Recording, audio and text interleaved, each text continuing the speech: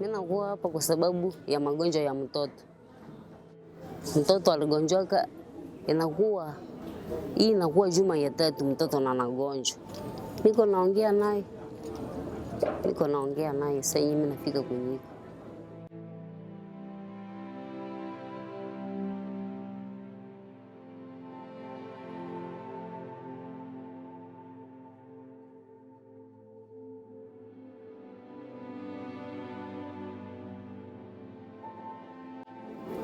Saa yangu ikifika na imefika tu, unalala Yesu.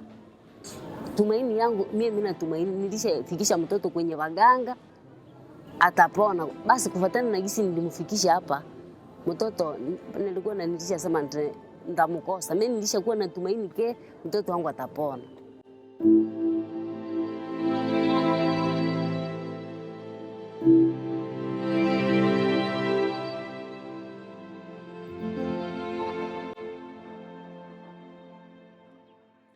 Quand le résultat du patient est confirmé à maladie à virus Ebola, nous allons directement mettre en marche toute le procédure de réception du patient confirmé, où nous allons déjà arranger le kit qui serait destiné aux patients qui arrivent pour qu'il soit réellement pris en charge par les médicaux.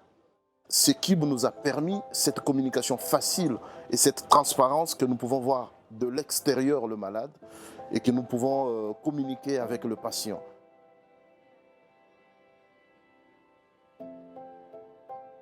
Dans ce milieu, vous avez une utilisation des services qui est autour de 20%. Ça veut dire 2 personnes sur 10 accèdent aux soins de santé. Et pour pouvoir justement augmenter la sensibilité ou la détection d'une telle maladie, Ebola, il fallait justement faire en sorte que les malades arrivent au sein des structures de santé. Et une des barrières identifiées, c'était vraiment la barrière financière. Et la Banque mondiale, à travers le mécanisme financier qui existe, a apporté des subventions pour que justement les soins soient gratuits. Et nous avons constaté que les malades ont utilisé les services de santé, ce qui a permis justement d'augmenter le niveau de surveillance et le niveau de détection des cas suspects.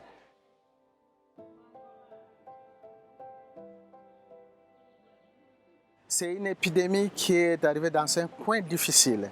À l'est du pays, une zone où il y a l'insécurité, il y a les mouvements des rebelles. C'est quelque chose qui n'a pas facilité la tâche à ce qu'on puisse organiser la riposte comme il se doit. Donc l'approche est ciblée, les aires de santé, l'espace, et mener une investigation approfondie pour comprendre les contours, comment les malades sont contaminés et quelles sont les personnes exposées que nous pouvons déjà cibler pour la prévention.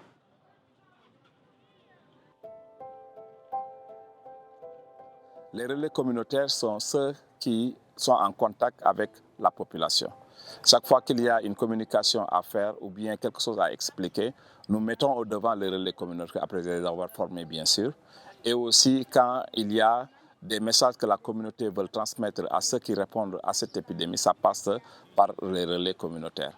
Chaque fois qu'on a un cas confirmé, on commence par lister ceux qui sont en contact de ces cas et ceux qui sont en contact de ces contacts. Et toutes ces personnes seront vaccinées et suivies durant toute une période qui permet de voir si le vaccin peut être considéré comme efficace.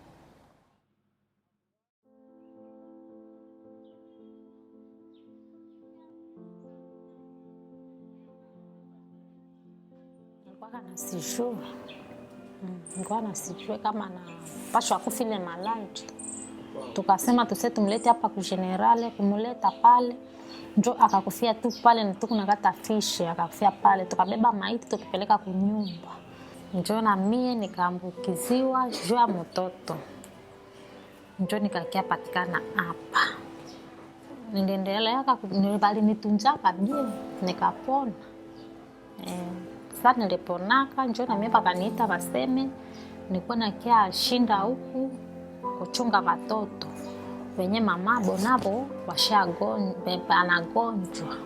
Watoto tunawanawishaka, tunawakulisha, tunawafuria, tunawabeba kumgongo. Tunawapenda, tunawakamata sa vetu. Nasema tu merci. Baendelee tu kututumia dawa. Jua kungekuwa dawa hatungepona, tungekufa kabisa sie wote. Merci kabisa. Baendelee tu wasichoke kabisa.